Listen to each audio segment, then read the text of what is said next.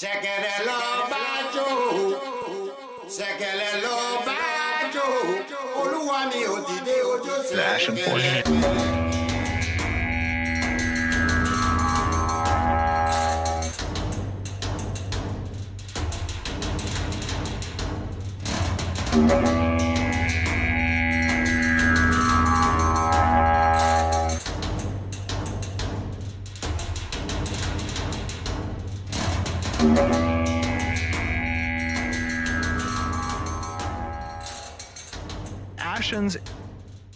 The Ashen Forge.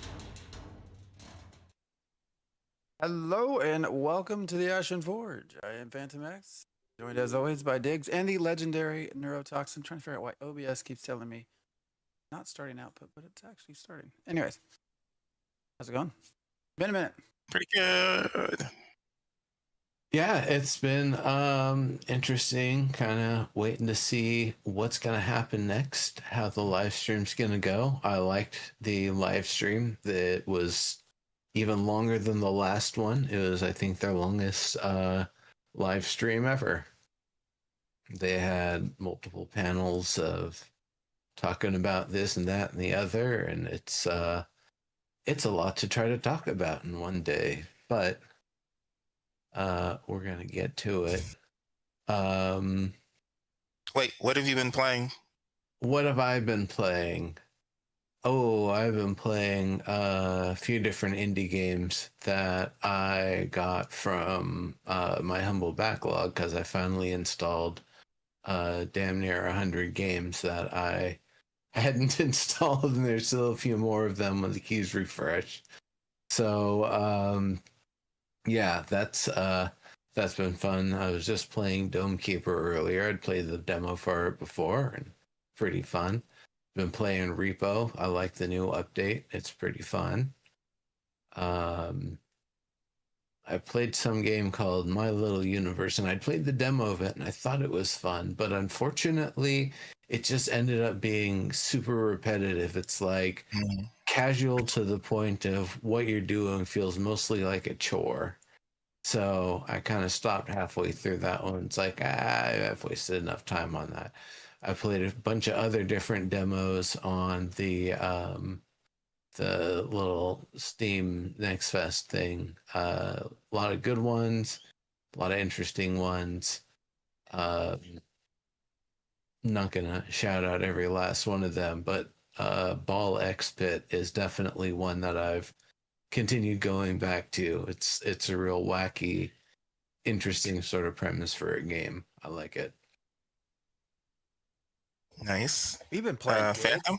Yeah, go ahead. I mean, I've been streaming what I've been playing. Aren't you watching? No, Some of it. not Ashes. I watched some Dune. I watched some Chrono Odyssey with you. Yeah, Dune. Jumped to Chrono Odyssey, which I actually didn't mind. Thought it was decent. Mm-hmm. Got a lot of work, but okay. And then Crosswind. Been the Crosswind, is that the one weekend. with the ships? Yeah, it's a pirate-themed survival. They don't want it being called an MMO. Okay. You can play jointly. I've been playing it largely solo, but Is it co-op? yes. And there's PvP. Is it? It's alpha. Like it actually plays very well for an alpha. But it's like If it's not an MMO, then like what it's is a it? survival game. I mean, it's It's just an open Well, world. you can have an survival. MMO survival game. You mean it's not an MMORPG? You can have an MMO or survival game. you can, but but the developers themselves. At this point, I don't know. I don't know why I got to pay. We are refraining from calling it an MMO. So Yeah, but that's why I'm asking: is it co-op or is it massively multiplayer? no co-op. Yeah, so that's fine. But yeah, there's something about what I've seen in the demo. I usually don't like, the pirate ship and all that stuff. But something about it made it feel closer to me like a fantasy version of a Starship game. So what is it like running this ship? I'm sorry, I know, but I'm wondering partially why that seemed more appealing to me than the open seas content that I've seen.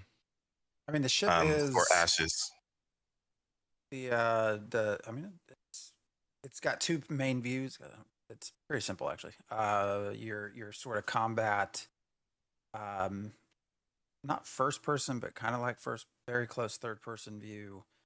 A lot more control over direction, and then you have a zoomed out, top down, sort of looking out view where you're more so. That's more your speed, sort of trying to get places faster. Not also has fast travel. There's bell system and some other stuff, but Do you have multiple people crewing the ship, or do you just have one person crewing the ship? I believe there will be multiple. At this point, I just have me. Now there is a quest series that I'm on to get a crew. Now I'm not sure if the crew goes to the ship or if the crew goes to my home base, but because you also eventually get NPCs that will farm things for you, essentially. So I have a lumber mill guy that is supposed to get me wood, although all he does is tend to walk around and say stupid shit in the camp. But maybe I'll have wood when I log back in. I've been playing. I played some No Man's Sky. I played some Fantasy Life I. About 10 days ago, Lego Fortnite dropped Expeditions, which has me hooked at the moment. Kind of fun, almost kind of like a MOBA, maybe in some ways, but I don't know. It's hitting my sweet spot for RPG combat. And it's kind of fun because in any given match, I might end up mostly soloing. For some reason, it has me into speed runs, which normally I'm not into doing. 40-minute matches, but you can complete them in 10 minutes with the group if your group works together. So sometimes you go in and your group might be on the other side of the map doing who knows what. And then you end up soloing. And sometimes you end up playing with the group, and both are kind of fun. Once you get to level 20 or 30 out of 50, you can solo if you want to. I think it's more fun to fight with the group. Kind of like an RPG. I hear, though, that we've got some new stuff coming. Is it coming to the PTR, but it's going to be a different type of PTR for Ashes? Okay, it sounds like PTR is going to be starting pretty soon for all we get an A2 invite. testers. Yeah, we get an invite July 1st. Yeah. And that is still going to be under visual NDA. So, they're going to be either vigilantly swatting people left and right like flies, or I don't know, maybe, I don't know what the actual punishment. Maybe they'd just be kicked out until beta 1 or something like that. I don't know how harsh they're actually going to be with it. But it's going to be a lot of things that are constantly changing, constantly in flux. And it'll be really interesting to see how all of that sort of stuff comes together and shapes, and how the players, not only with their feedback, but how they actually play with these new systems, will influence what other tuning and stuff they do with them. There's a whole lot coming. I'm definitely excited for it. For which part? Oh, I mean, I'm not gonna just go down the list for the next 15 minutes. Well, where do you want to start? There's that YouTube comment. The first one I thought was kind of interesting about the whoops, I typed it incorrectly. I was on my phone. Death penalties and sanction PvP. It was already talked about before, which was basically that if you're already getting into one of these sort of combat situations, you're going to drop materials that you have. You're always going to do that. That was never not going to happen. Damage from dying and the repair bill, that one, I can see how they would want that one to happen at least a little bit, if not full.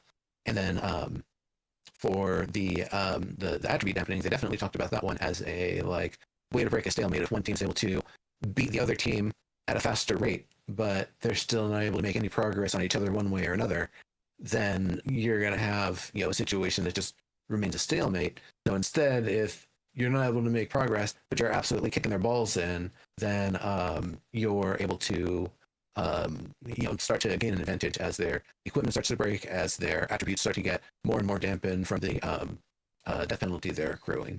So, if they're going to add any other elements to it, it'll be interesting, or any different changes to the balancing. But that seemed like that was already something that they had talked about in the past. So let's see what it actually is going to be like.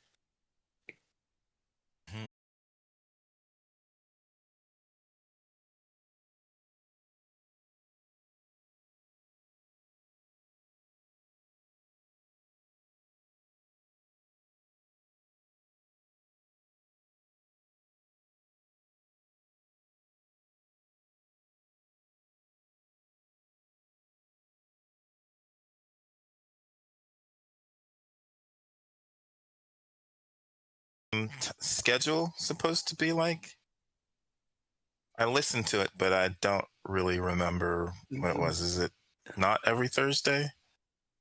It's still going to be the same schedule except towards the end of July, and then the PTR they're going to be constantly having it up and changing it up and doing wipes and testing and stuff like that.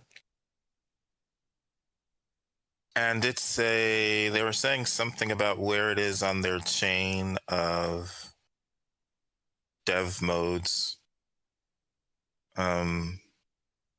Because there's a reason that there's it's a visual NDA, right? So yeah, instead of being on the production branch, it's on a test branch, and so there's a high likelihood that things are still not complete, and there's going to be just placeholders.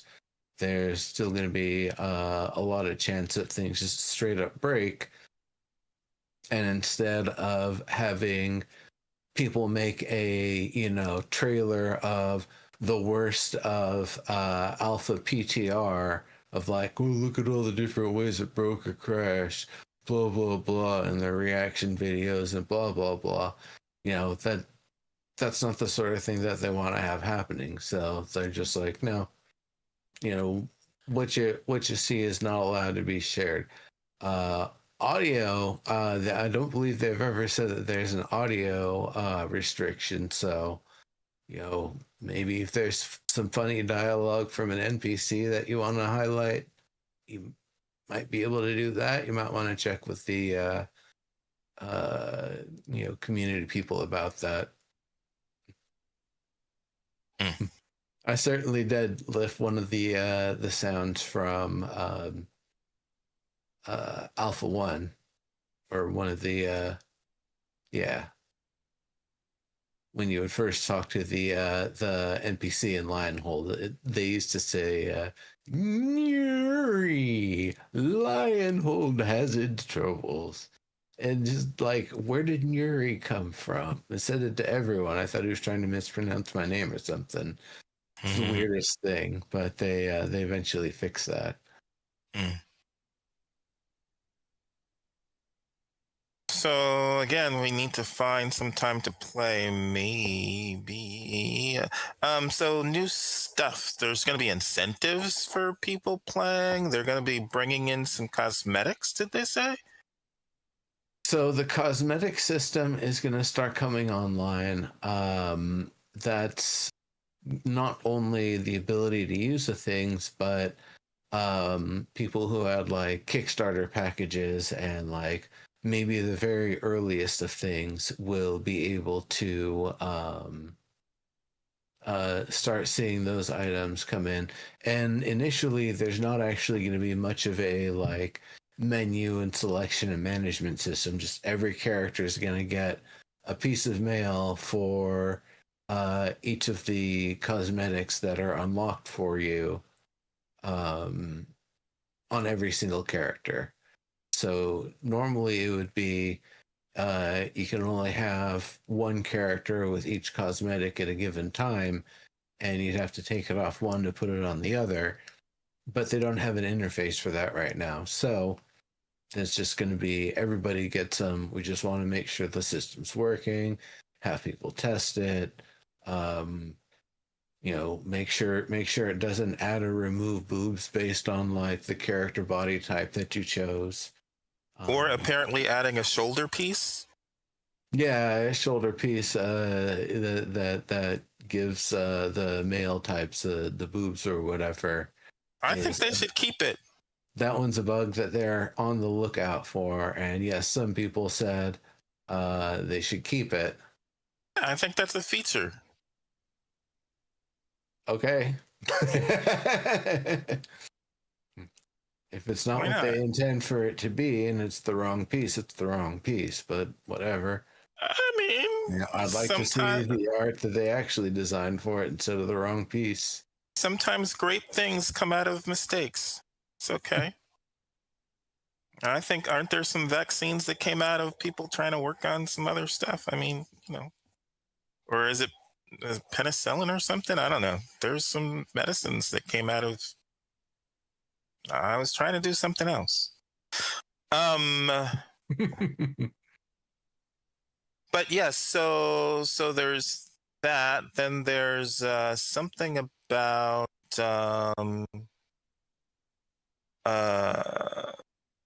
the caravan system and crates and mules. It was interesting the way they talked about mules, because I think they don't have mules, but that used to be an early thing. And then all of a sudden it was like, no, the mules are just going to be a mount. And now it seems to be back that the mules are going to be mules.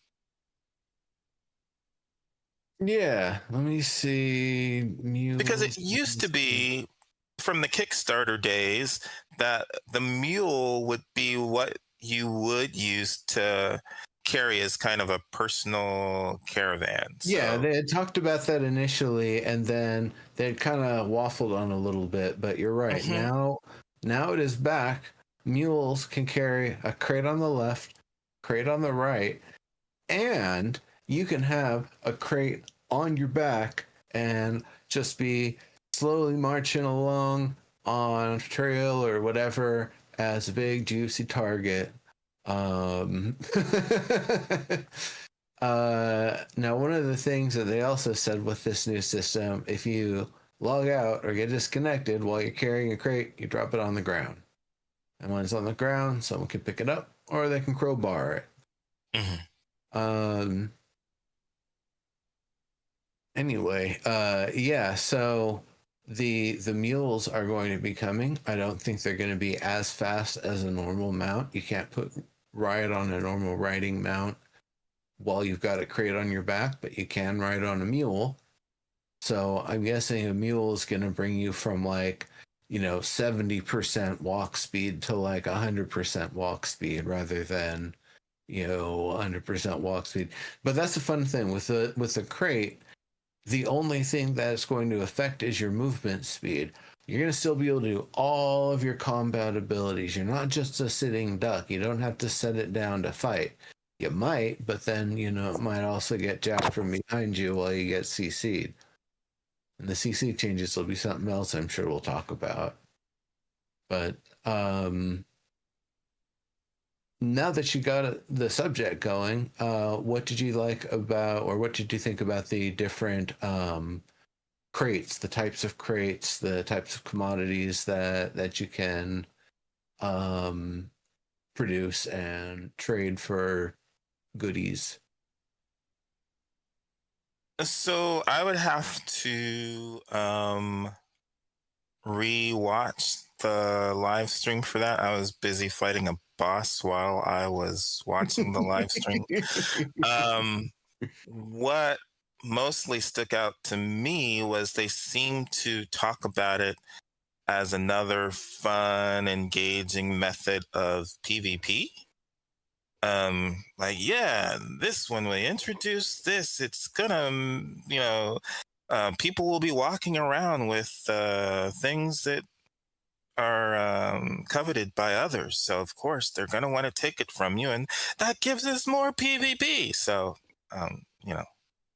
it wasn't very thrilling for me because not even PvP, more of a gank incentive, more of an incentive to gank someone or to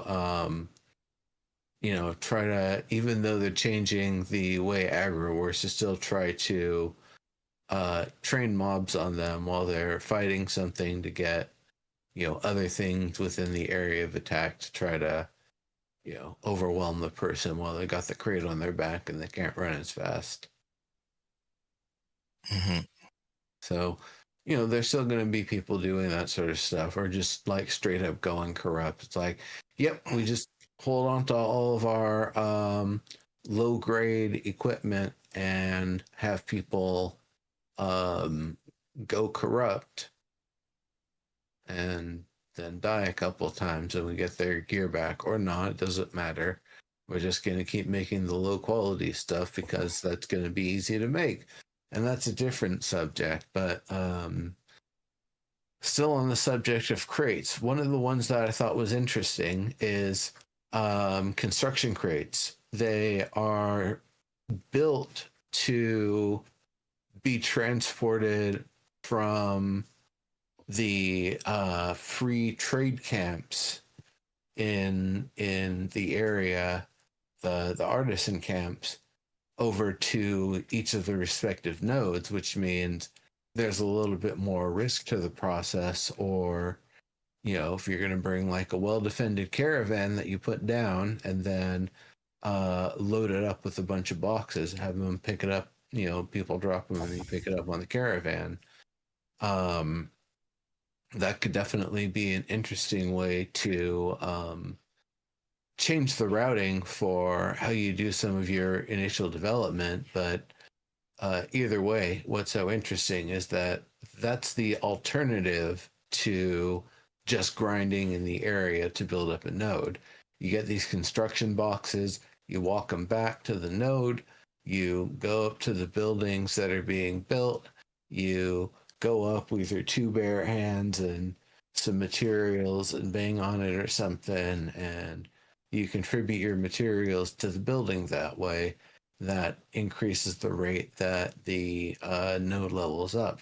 So I guess they're going to potentially use construction state of given buildings as a representative of how close you are to advancing to the next node level.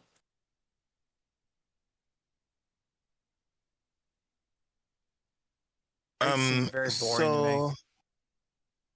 Yeah, the other thing that was kind of interesting was they seem to be saying that you, and I guess you'll be able to tell what type of crate it is by appearance.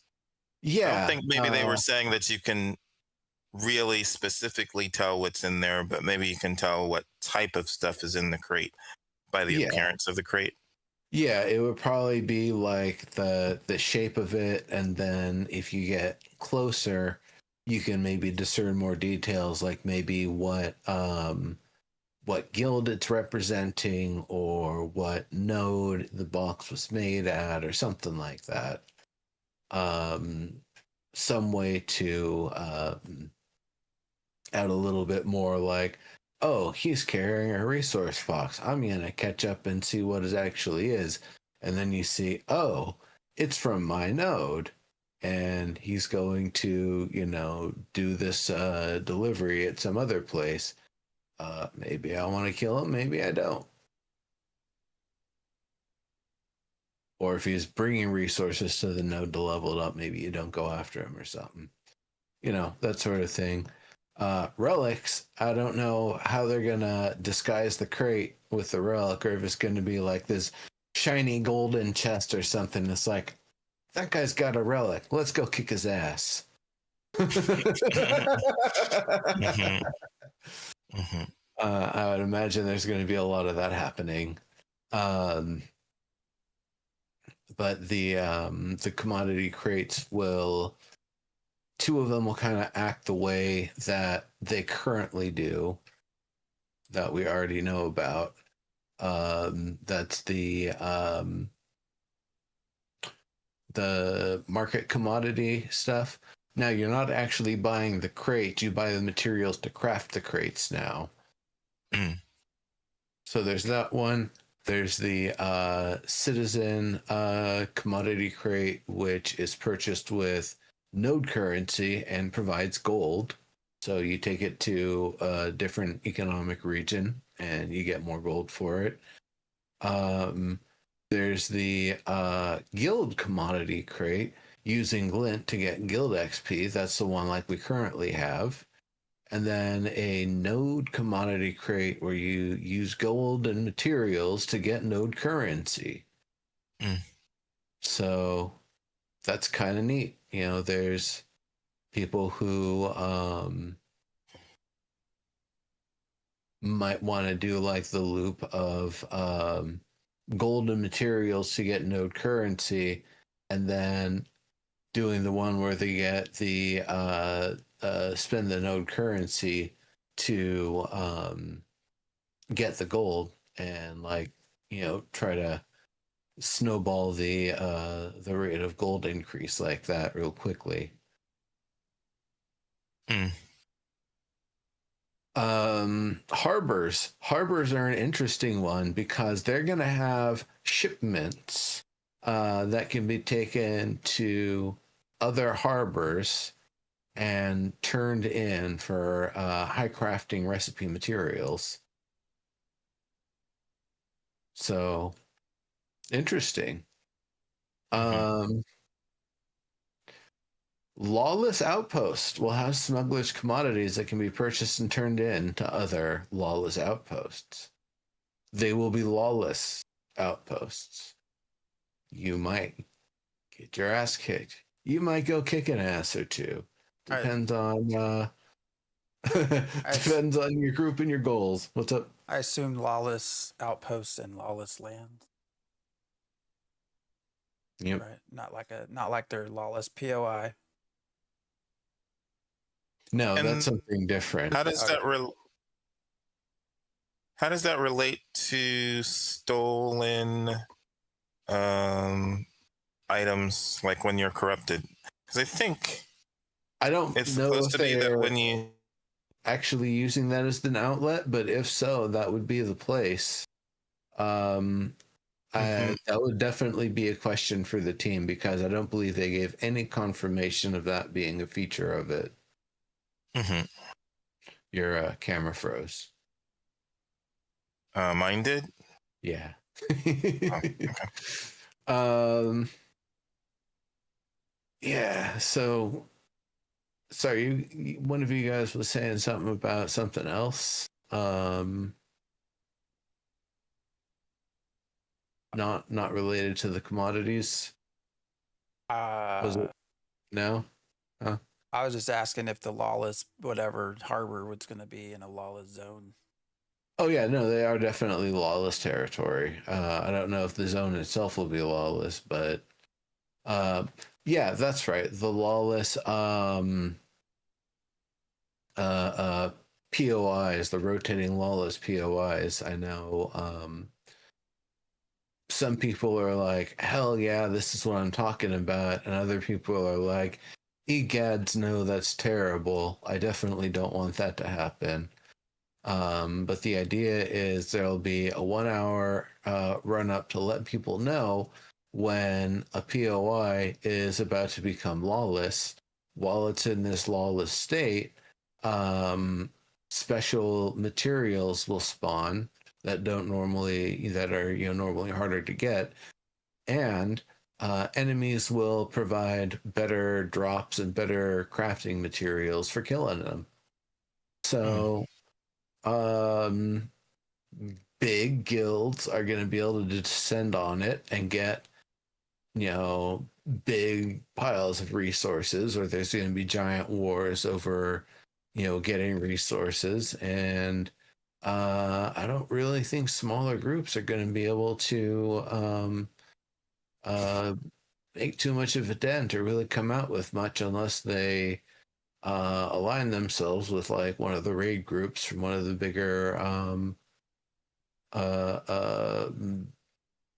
guilds or whatever that's in the area that's willing to take you in. Well, smaller guilds, we'll have to see what their structure is like, right? What their perk structure is like. Yeah. When are we getting that? Level.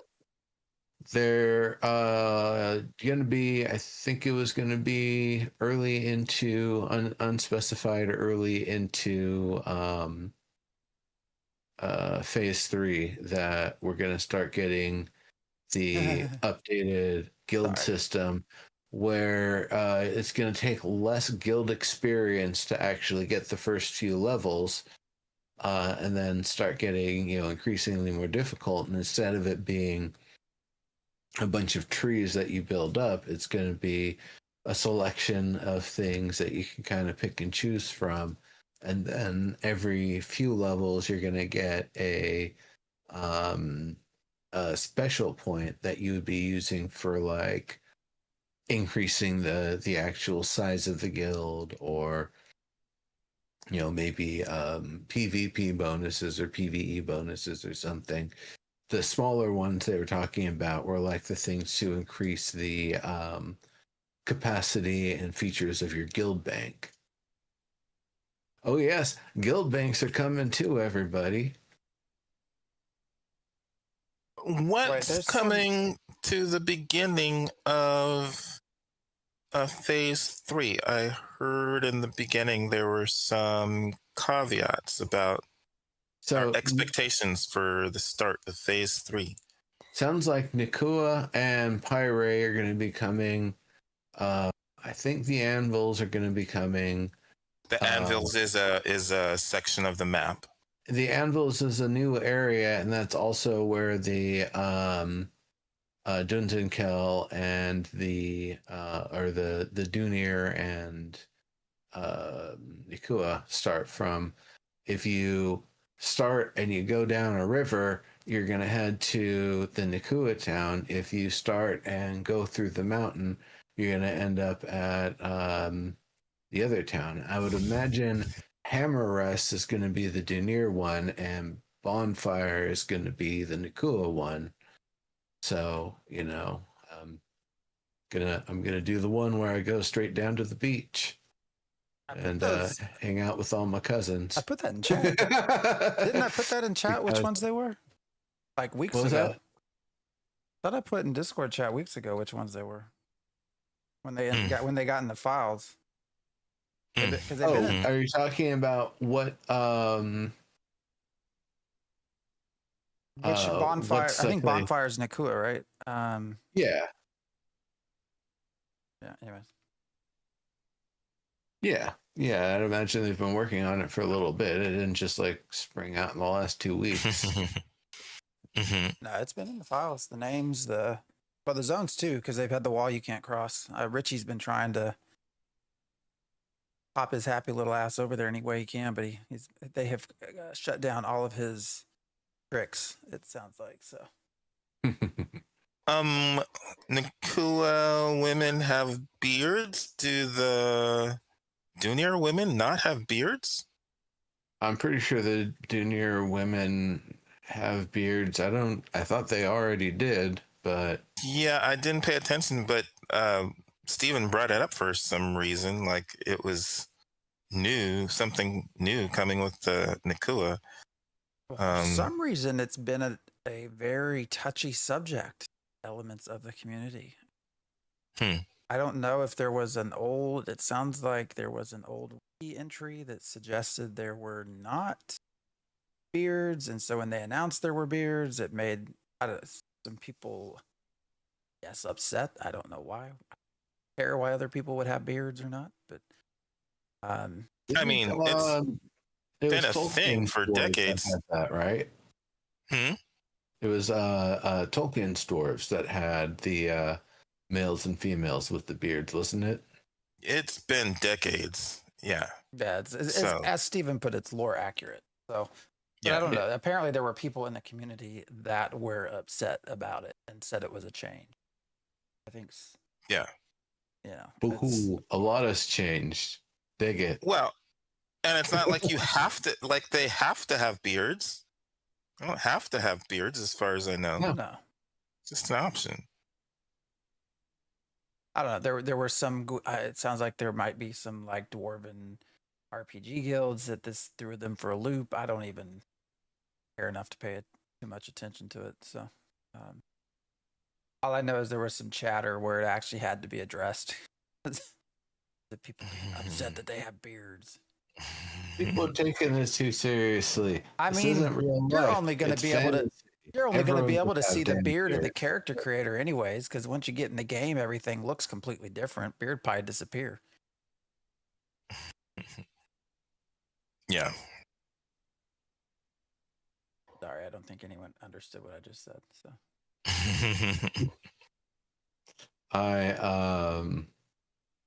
Yeah, I think I'm I'm gonna miss that one.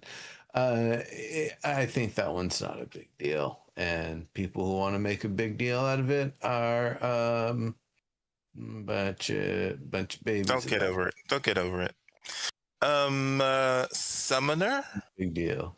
Is Summoner Summoner going to be is at the beginning of phase not 3? not gonna be. Oh, so? It sounds like September or October, depending on whose marketing people you ask.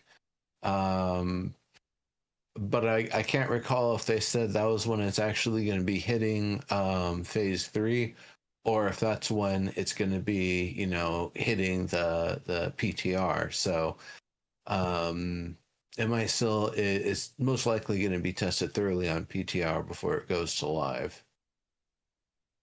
Yeah, it's, I guess- I'm surprised. Again, there's been elements of the summoner in the files now for a couple of patches. And if, as they say, we're like a month plus behind what the development branch actually is, as far as what's on PT 2.5, I am kind of surprised that it's not going to be in there right away. It has. I'm pretty sure we have most of the skills. There's pet commands. There's in there as well. So I don't know. It's going to be a minute. Yeah. And Steven said they did not. I'm not the only person that thought this, so I know it's been brought up a couple times, but it sounds like everyone was expecting it for August, and they have come saying we never said that. So I don't know. Well, yeah, Steven said he didn't say that, but people in chat said that he had said it on X Twitter. And even if he said, he might have said it long enough ago that he, you know, might have thought it would have been correct. But Yeah. You know, if it wasn't, it wasn't. It's no biggie. Yeah. But rather, I mean, they I don't think it's big correct it. deal. Like, what's 3 gonna be? What is August? What is phase 3 like gonna be? How's it? I don't know. How's it gonna feel different? Okay, There's so the first time user experience, I guess. That's one thing, but that's 2 different quest lines, right? That's what they said. You can do this quest line or you can do this quest, which is kind of what we already have with the token things for the armor. Mhm. Yeah, that's kind of what I'm expecting. At least it's hopefully going to take them further away from each other at the start instead of going right into each other. It's gosh, it was yeah, never mind. I'm wondering what it's. I mean, it will be better than 2.5, hopefully. But it's starting to feel very mid. Like I don't know what exactly.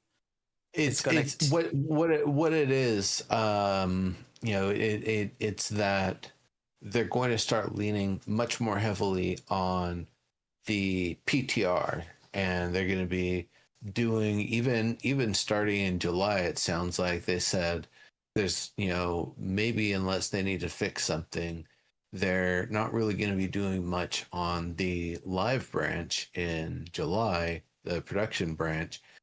And instead, they're going to be focusing on PTR a lot more. So I'd imagine a lot of P3 is going to be getting, you know, more of these new features in, but they're going to be asking for a lot more PTR assistance from players. Going to be a lot of wiping. It's going to be a lot of Nobody testing does new the systems. PTR. Well, they're going to be bringing all the A2 testers on because none of the existing ones do PTR. Point.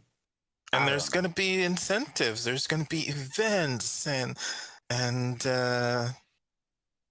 events and little and surveys, and there's going to be you know, little stuff that you can do. There's lots of incentives to do PTR. I am interested in seeing what this new crafting sort of thing is like. It sounds like there's, instead of novice, apprentice, and journeyman gear, those levels for how the gear itself is actually described. Let me see that. It was something in Radiant. That was earlier on. Hold on a second. I mean, just what how much time of that stream was dedicated to the new crate management system? Initiate, Adept, and Radiant were the three new like ranges there, and within each of those there's going to be like a low tier, a medium tier, and a high tier or something, or they didn't describe it in a very clear way, but basically for every level 10 range there's going to be gear you can make with much simpler components. There's gear you'll be able to make with somewhat more advanced components, and then the best gear you're going to be able to make with the high quality components. And I don't know how much you're going to keep something from the next grade of equipment down when you move up. Like if you make a legendary something, are you going to then abandon it because a green or a blue item in the next level range is just that much better and blows it out of the water? So that's going to be something I'm interested in seeing. But it's going to be nice that you're not going to have to get all of the highest, rarest materials just to be able to get armed and just to be able to craft equipment for people at all the different like level ranges. So instead of what had been going on for me in like phase 2 and phase 2.5 especially, the ability to actually get geared up by gathering from my crafter friends, even if it's the lower quality of gear, is just fine for me. It's better than the crap that I've been equipped with, because that's the only stuff I found, or nothing because I didn't even find stuff. So yeah, I'll get into this system a little bit and see what it's like, and it's probably not too bad compared to what it is right now. And one other thing they're going to do is change it so phase 2.5 going forward, processing doesn't require 2 materials of the previous type. It's just going to be a 1-to-1, because they got the data they needed and now they want people to craft things. How'd they get the data they needed if people weren't crafting things? Yeah, I'm hoping that's the data they needed. They tuned it up way too high and everybody dropped out because it was like way too demanding and nobody wanted to deal with it. Yeah, I hope the change means people will start crafting stuff and feel better about the crafting. Intent. They want crafting to be a much bigger part of things, and this is kind of the start of how they're going to do it. They also did mention, and you might have touched on this a little bit before, but the distribution, and I guess this is, I don't know what the time frame is for this being introduced, but somewhere in phase 3 they will have changed it so that it makes more sense where the resources are appearing. I think they said weeping willows near water. You won't be finding the different resources in strange places that'll make a little bit more sense. And along with that too, they're hoping that the AI will change so that the mobs are doing some activities like bears trying to get their backs scratched on trees or something. So that could Yeah, be interesting. or creature going to water and drinking there. So he used a word.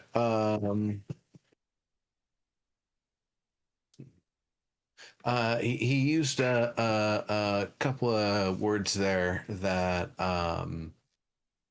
I think are kind of important. One of them, the PCG. They might have previously referred to it as the procedurally generated content, but now the procedural content generator. That it isn't just we spit all this stuff in the world using an algorithm, but instead, oh no, we added a whole bunch of tags to a whole bunch of things, and those tags inform what's going to happen there, what's going to spawn there, what can spawn there right now based on the conditions. And now tags is one of those things. Yeah, games have used them in the past. One of the games I was following for a while, Revival, was a game that used those tags. What's up? This one he was talking about something only spawning like in the winter. Yeah, I think so. How is that procedural? Because the winter it's a static cycle, seasons, and as the season switches, so does everything with it. I guess I'm confused on the nomenclature. So it's going to be more like where not just where the bears are, but potentially where they could be if something else isn't instead going to be there this time around, and or potentially an actual conflict occurs where they migrate from one location to the other, and in the process a fight breaks out, and whoever wins ends up taking over that sort of little region or whatever. Various attractor sort of things also in the world, like you were saying with the water, or like a bear scratching its back on a tree. Different things to get creatures moving and patrolling and pathing in different ways that pertain to what they do in the world, and what their lifestyle is, instead of just standing in one place and being predictable and easy to kill, and that's that, and then you just wait for them to respawn again. So that'll be something that's nice to see. It's procedural, but I think the seasons affect the procedural, so it's a layered thing. Yeah, seasons will affect what's going on. What players have been doing in the area will likely affect what's going on. The node level will likely affect what's going on. Land management, right? Land management is what they call it. Land management, or whatever might be going on. Just player activity in general might change what's going on.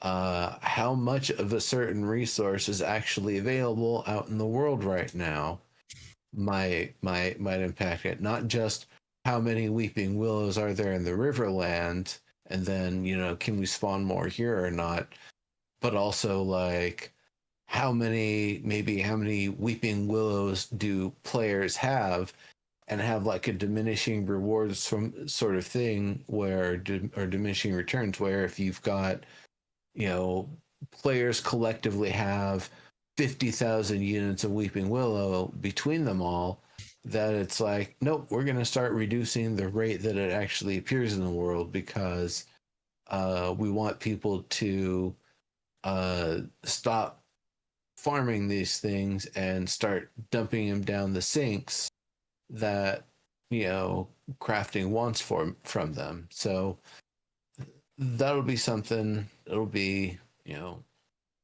interesting to see how it plays out. Veil Mistwarden mentions in chat something about lawless zone rotation. Resource Yes. spawns taking place during lawless zone rotation. Yeah. Lawless zone rotation, does that sound to you like what Steven was describing about the PvP zones in Arcade? Don't those change or something like that? It sounds like they have something like a rotation. I haven't Something played. like that. What everyone was Yeah. comparing it to. Hmm? Yeah, that's what I think everyone was comparing it to. Was Steven's version of Arcade. Yeah. So it's just interesting to me that that seems to be a thing that's going to be going on that was not the case in that first interview we had when I asked Steven to compare the PvP in Ashes with the PvP in Arcade, and he said, well, you know, Arcade has those rotating PvP zones. And I was like, I wouldn't know because I don't play Arcade for that very reason. And now not only do we have the open seas, but we also seem to have these rotating PvP areas. So But I even mean, more like Arcade. It's not going to be every POI everywhere all the time. Mhm. If it's even one per region at a given time, that still leaves a lot of room for everyone else everywhere else. Mhm. Yeah, In but fact, it might also be nice because it means the Zergies have something to fight over, and other people get a chance to do other activities for a moment. yeah, I'm very, you know, I, disgruntled, concerned about the sort of constant addition of lawless areas. That you go back to Kickstarter, play that video all day long. Lawless was not a part of this design. Like it just wasn't. Oh, there went Diggs. There probably went the whole cam setup. Sorry. Oh, there we're back. Mhm. It was not at all a part of that design. You know, when we talk to some of the people that we've played games with for a long time, they went into Ashes because of corruption. Like corruption was the branch, the carrot, the olive branch to bring in your PvE players, make them comfortable with the fact that they would die to PvP from time to time. That would happen in this world. But lawless zones themselves were never part of this design. And here in the last Mhm. 3 years, they have become more and more. You know, at first we were told, well, we're going to make the desert lawless because we don't have seas yet. So we want to Yeah. see what it's like. Well, even before that, open seas became lawless, which they weren't before. There was always sea content, wasn't lawless. Yeah. And then the desert came. Well, we're going to leave it all. We're going to make it lawless because we don't have the oceans. Well, now you have the oceans, but you still have lawless zones. So I think those lawless zones are going to be permanent. Those are going to be Mhm. permanent fixtures, it seems, of the game. Mhm. Now they're adding this rotation, turning POIs into lawless, and everyone. I think that's short-sighted. Like process. I don't know. I think long term, you're. I don't know who you're going to make happy. I think most pure PvPers are going to not necessarily like that part, and most PvEers won't either. And everybody keeps saying, "Well, it's PvX." Well, it's PvP is what it is. You're adding a lawless POI as PvP. It's not PvX. And when you're adding the PvP, you're taking away from PvE. So yes, it's rotational. It's not everywhere, but it is still, hey, you need to get out of this area because we're about to just fight. That might lead to people just logging off. I don't know. Or not playing. Yeah, or not playing. It's I think it's for me an issue that I don't know what exactly they're trying to fix, but it's you know, if it's because current systems for PvP are not engaging enough, then I think they need to fix the current system. Go back and look at caravans. Go back and look at your ship fighting or whatever you want people to do. It's not necessarily to add more and more PvP systems, try to cover up for things that might not be working very well as they currently are. I don't know. I just that is not something that I think, you know, if the flip side to that, what if they came out and said, well, you know what, guys, we're going to make a rotational system where POIs are only PvE. part of the time you're not going to be able to PvP in these areas, and we're going to increase the rewards for those areas. That would flip people out. Like they would, a lot of the core audience, it would be very upset about that. Now I keep saying it's I'm going to be there. I'm not going to not play. I mean, I'm, you know, lifetime sub. I'm ready for phase 3. See what it's like. See how it goes. But this sort of constant direction of adding more and more PvP on top of things, while not improving PvE either, at least not that we've seen, makes me a little concerned about, is this easier to do? Do you because these were also supposed to be instanced battlegrounds, right? They're not now. They're open worlds. So that's less area that you have to create. You don't have to create environments. You don't have to create sounds. You don't have to create all these other items that would be in an instance environment. So is this also partly development time? Is this partly, hey, we're ready to try to get something out there, so we're going to move some things around to make it easier to do that? Because not only do you not have to create the instance content, but you already have existing structures that were there to begin with because you had the POIs to build off of. So anyways, I'll get off that, but I'm not a big fan of that at all. So there's been a lot of chat. It's a very touchy subject. Mm-hmm. That's all. Yeah. Yep. So, loot boxes.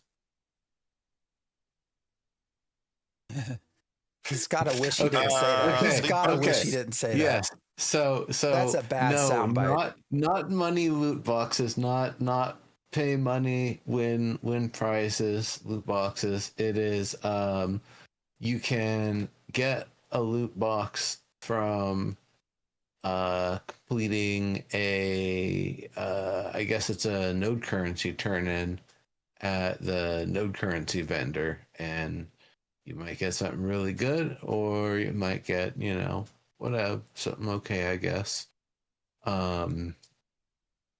It's just your own little community lottery, basically. Sorry, let me. I just caught up with chat, and I want to clarify something where my bigger issue is not necessarily just the rotational idea of a lawless zone. It's the fact that the best stuff is being put behind the lawless zones. That's my bigger issue, is that if you want to be the best crafter or whatever you want to be, you're now forced to go to these areas because that is where the best stuff is. I mean, they've made it very clear that it's going to continue to be that way. So that's a bigger issue for me than just having the lawless zones. But anyways, sorry. Loot boxes, yes. Yeah, so that's that'll be fun, I guess, or not. I know some people might have some reservations, but the way I see it, it's like, okay, so take treasure chests that you can get the maps for right now. Take out the part where you've got to get a kit and you've got to track down the map, and instead make the input node currency. What's the difference? It just changes the steps to get something that they've already got in the game. It's fine. I don't think it's a big deal. They didn't actually say what the contents are going to be like, and if they're going to be like what you get from a treasure chest or something else. I don't know. We'll have to spin to win. So wait, so describe this again to me. Okay, you've got node currency. You go to your node currency vendor. You buy a box. You open the box. It will randomly contain some amount of resources or goods of some kind.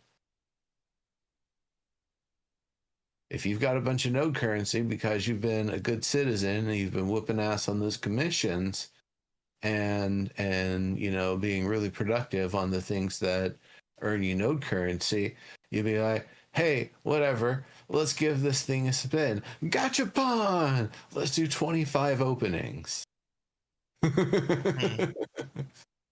I guess I'd have to experience to really know. We have something like that, I think, in Lego Fortnite Expeditions, where you end up gathering all of this essence and you can then spend the essence at the weapon vendor, and it's kind of random what you're going to get. Like, you can choose your weapon type, but the the attributes on it as random. We were looking for rares, uncommons, epics. Epics are really, really, really scarce. So you end up spending 10,000 essence at a time, and you get like, I don't know, maybe maybe 25 daggers or something, and none of them are epics. And you're like, that's crap. But you just come by essence, like just picking stuff up. It's just, you're going to get tons of essence. I don't even know why the system is in there, really, because eventually you get all the weapons that you want and it doesn't matter. But it depends on how difficult it is to get that node currency. And then, it depends on exactly what's going to be in the box. Maybe you don't care so much about, what's in there. We'll have to see. Hopefully they're able to keep it random and it isn't just in the pack files or whatever that people keep on cracking.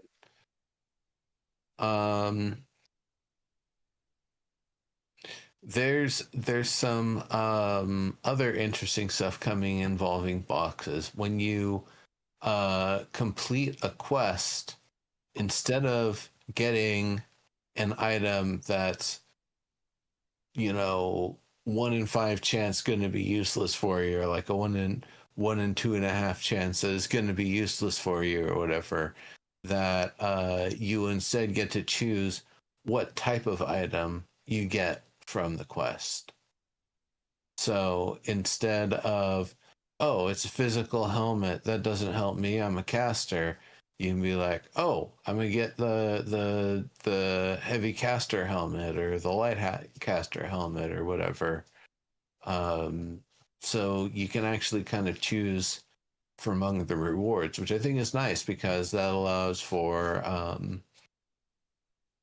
people who do the same sort of quests and quest lines to be able to get similar sorts of equipment available, but tailored a little bit more for what they're trying to do.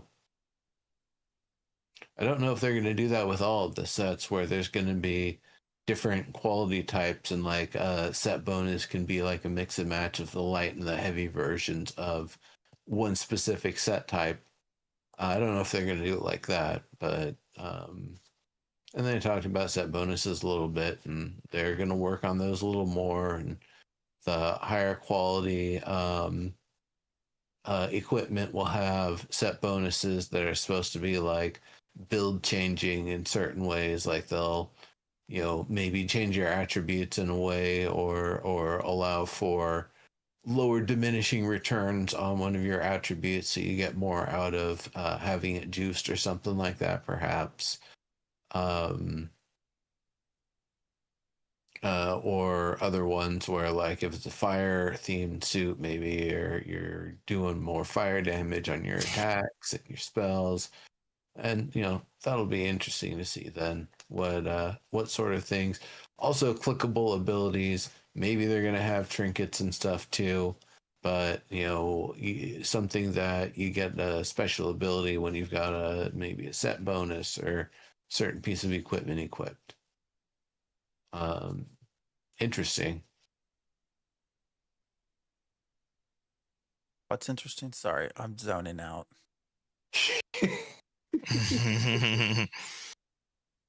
Being able to get special abilities from set bonuses, kind of like trinkets from WoW, or like you equip a sword RPG that allows you to shoot something once every 30 seconds out of it or something. Yeah, I mean that's pretty. Although, a set bonus has always been standard RPG. I'm thinking back like vanilla WoW, like you would go to specific zones, instances to raid just to get that one piece of shoulder item or that two-hander. Like we didn't always have set bonuses, right? Not even in EverQuest, I don't think. I think WoW had set bonuses from But later launch. on, right? They did on launch? Okay. I believe it was in at launch. Yeah. That's So, pretty standard now. Yeah. among the weapons that you'll be able to select from some of these quest rewards sometimes, they've now added the rapier, which is a fast pokey sword, the one-handed axe, which is going to be a slower, harder hitter, the two-handed axe, which is going to be an even slower, harder hitter, the two-handed mace, which is going to be a big slow crusher as well, and the two-handed spear, which they said will be kind of versatile because it will have greatly increased range. So cool. Maybe that'll make enough difference in the battle in some way. Maybe it won't. Be interesting to see. So those are finally coming. I get the feeling they're going to try to have a little bit more definition in the different weapon types. Having a pokey sword and a slashy sword makes me wonder if they're going to start trying to define damage types as well at some point, like your slashing, piercing, and bludgeoning sort of thing.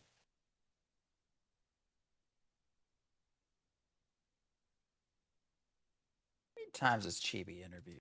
I'm sorry, I was going to type this out. Lulu, I don't know. I mean, she's interviewed twice, right? 2 or 3. I mean, we talked to him 3 times. I know she's. I don't know. They have not answered. Anyways, might be too spicy for him right now. So we've got stat changes coming. They said they're going to be making stats more impactful. They want kind of some exotic waterfall stats that require some gear specialization instead of just getting them as something you get while you level up. So interesting. We'll have to. They'll probably write an article or two on some of the different systems that they're talking about in the stream here. They said they're also reviewing abilities. They want it to feel like it's better to kind of spread out into a bunch of different abilities rather than just trying to chase like the top edge of diminishing returns in 1 or 2 ability attributes. So that'll be nice.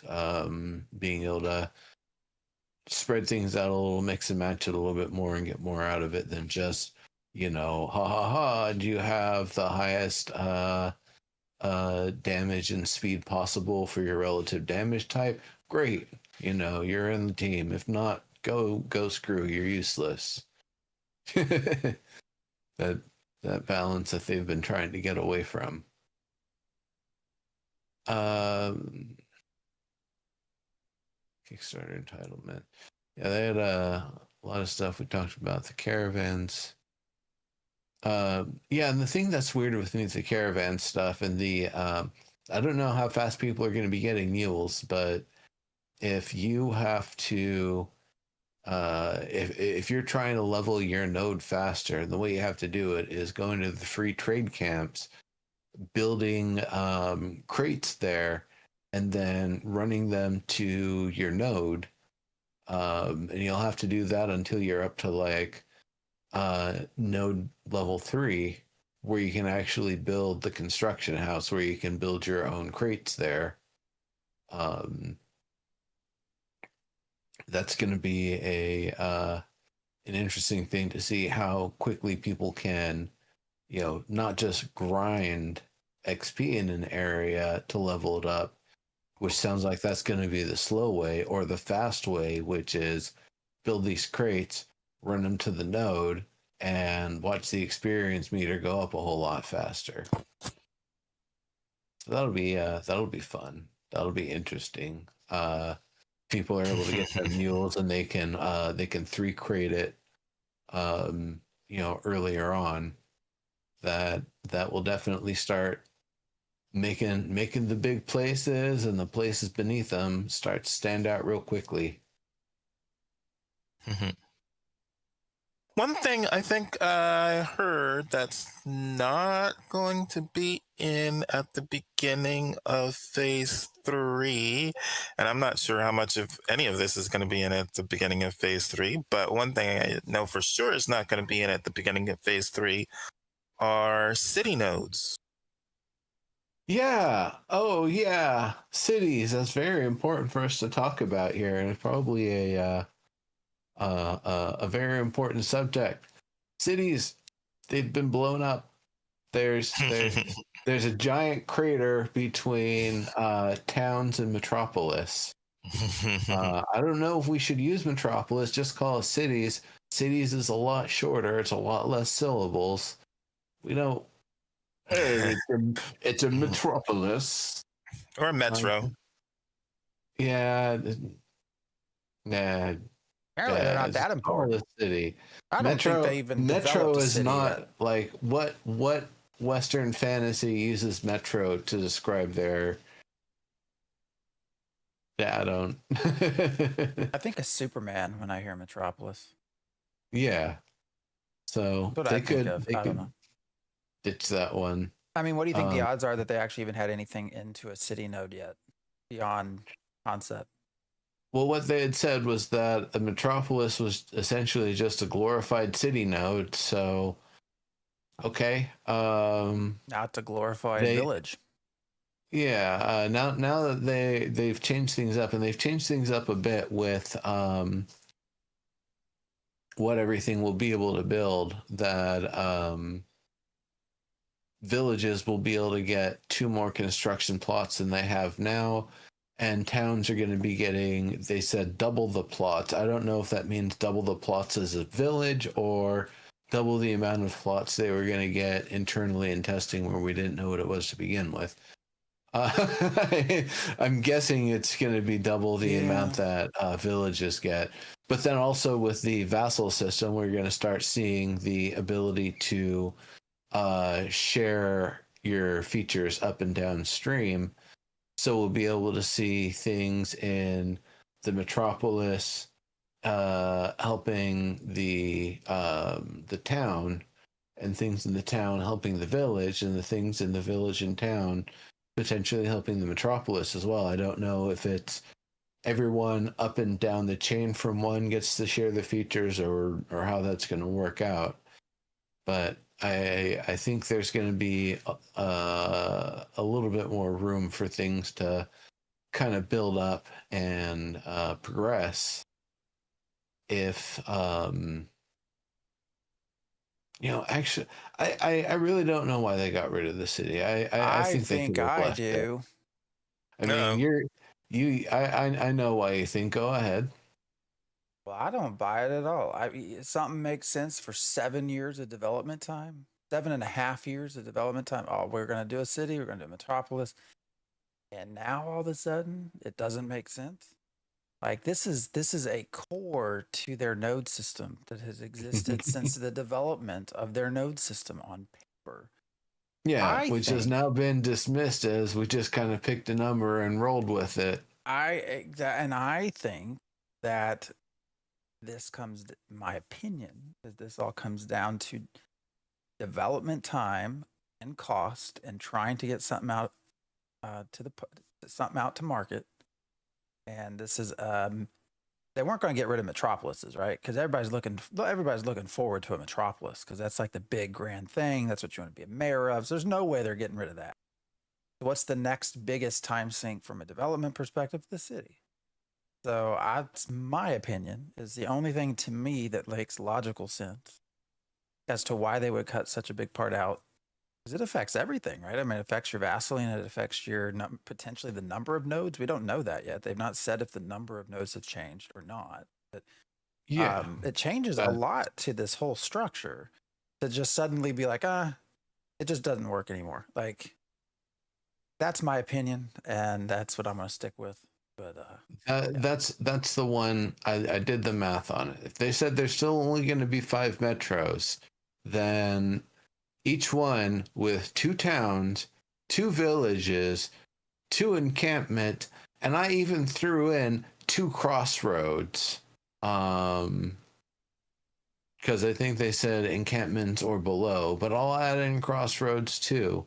That's 9. So that's a total of 45 that are entangled in a full chain of vassaldom. Yeah, I mean, it makes a lot of complicated messes that makes, I don't know. I don't want to like. I don't know what here. it's going to look like. Like, Well, it is makes me the wonder if other things have requirement to be changed. able to upgrade to the next tier that there's somebody below you that you've put in their place through a guild war or a node war rather, or is there going to be like a certain point you can get up to and then you can like take a vassal? Can you have more than one vassal apiece? Yeah, like Like, have other I don't things know. now changed? Which is part of why I want us to talk to him. I think is also those sorts of questions that they don't want to answer. Probably why they're ignoring me. Because it's a big it's not something. Oh, it was just a glorified city. Like this is a big change in your design. Like this is a significant. I mean, when you talk about numbers of just even houses and taxes, like all of these other systems, that city was a step that was important in there. That was going to be your right up next. We're gonna be the next metropolis. This awesome city that we're making doesn't exist anymore. So, but they can't come out and say that, right? Like, oh well, we need to cut costs and we need to reduce time. Like they're not going to say that, especially not after 8 years. So, which I also think has something to do with the addition of lawless zones, personally as well, has some cost associated considerations with that too, and time. Because it's, I think, a lot easier to rely on players to create their own content than to create it. Well, if you give them a reason to, they'll go there and do it. If they're the kind of players that think they can get something out of it. So, anyways. Diggs, you're so still. I can't tell if you're frozen until your Nope, beard starts to swing just a I little know. bit. I was typing. I'm still, but I'm typing in chat. That's why. Like, are you going to blink? I can't tell. Right? Well, I think. Let me see. Let me check to see what it looks like in Discord. No, I'm active in Discord. And I stopped typing on screen now, so. Just makes level 3 nodes fighting that much more important. I mean, is it more important than 5s would have been? I still think, why can't your vassal nodes fight up? Like that to me makes more of a PvP sense. Like if you're wanting to add some intriguing PvP rather than a rotating POI, let your village fight your town or whatever. Or go after the metropolis mayor. That to me would be more interesting than some of these other things that are being implemented. But again, Steven is, what is it? What was he said? Well, you already lost that war. When you became vassal, you lost the chance to fight. Like, well, that's not how the world works, but okay. That might change too. That's usually when you do fight. Is not that you've lost the chance to fight. So. Yep. Wow, I say stuff and everyone gets really quiet. I feel like I'm sucking the air out of here. No, you are right. We have nothing to add. That was a mic drop.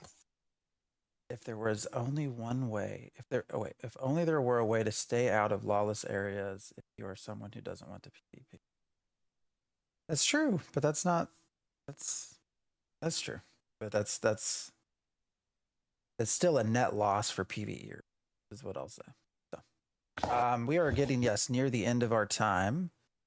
So, anything else to kind of talk about before we? Oh, well, Diggs took that very literal. That we are at the end of our time. Yeah, I'm not even going to bother with the cams at this point. So, I do need to get a 2-cam in where I can kind of easily. Oh, here we go. Push us back.